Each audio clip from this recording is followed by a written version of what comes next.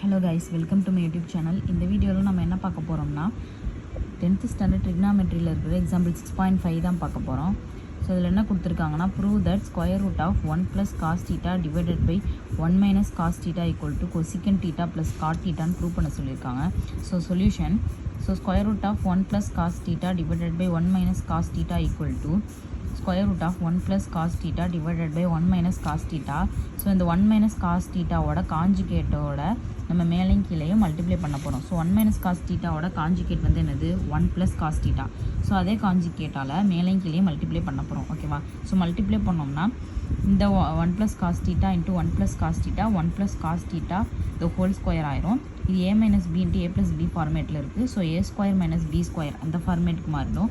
அப்போ 1 - cos square θ. ஓகேவா?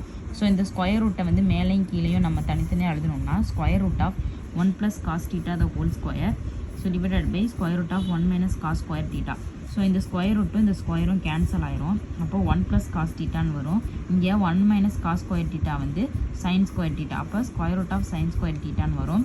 இந்த ஸ்கொயர் ரூட்டும் இந்த ஸ்கொயரும் கேன்சல் ஆயிரும்.